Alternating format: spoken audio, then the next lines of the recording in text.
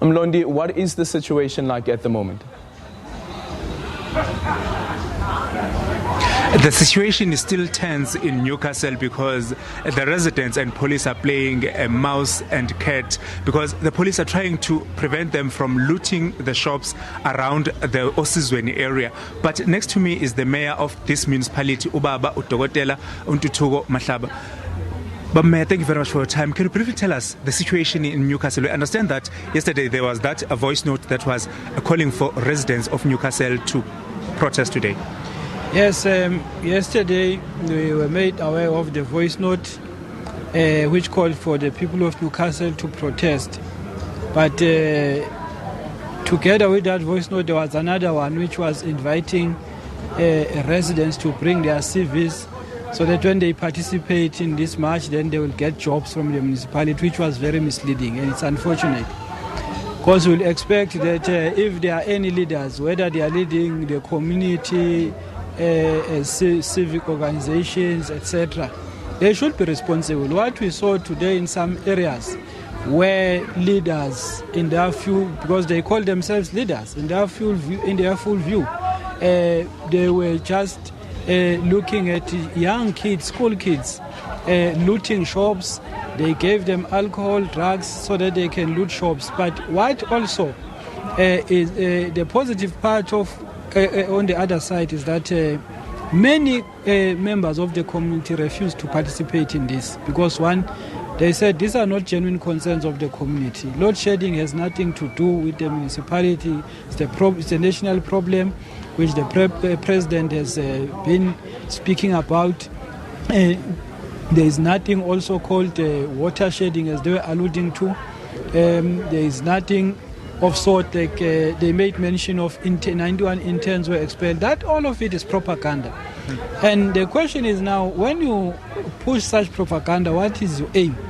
And the answer is clear, is to cause instability, and hence you will invite small children who cannot even make a pure judgment. And worst part of it, to intoxicate them with alcohol and drugs so that they can go on a rampage to loot and even try to fight even the police. So what is it that the municipality is going to do? Because they are also saying that the municipality have failed and now they are calling on the president and ministers, national ministers, to come and intervene in this issue. What is the municipality going to do? Well, it would have been good if they said municipality failed in 1, 2 and 3. They make an example of refuse removal. We are doing excellent in terms of refuse removal here. In fact, we are one of those towns which are at the peak now. Even if you go around town, our town is very clean. Even townships were cleaned them very well until they started burning tires on the roads. So that is not true. Number two, when we came in as this leadership, we found that ESCOM was not being paid by the municipality. But since we started identifying that problem, we've been paying ESCOM religiously. Number three, in terms of the project that we had committed to, we've managed to complete them within the budget, which is something which was not happening previously. It's the first, in fact, there are many projects which are like a white elephant. I can mention Matateni swimming pool, at Pelandaba, Blaubosch Hall, Sizweni Cricket Oval, go to Charlestown Hall. All those projects, money was looted, but projects were never completed. And what is said as well is that part of the leadership of this so-called Newcastle deserve better. There are people who are involved in looting the municipality. They are the same people who are named in some of the forensic reports which have been produced to the municipality. These are some of the people who at the time were even leading the ANC when it was in charge at the time when the municipality went down the drain. Now when they say it deserves better, yet when they were overseeing everything, they simply collapsed the municipality. It baffles my mind. The other issue is that about more than 200 members of the municipality who were fired. Can you tell us a little bit about that? Yes, it is true. There are workers who were found to have who've been defrauding the municipality in terms of overtime. But secondly, they went to a council meeting where they held hostage councillors, and they started assaulting councillors, and they were subjected to a DC process which resulted in them being disciplined.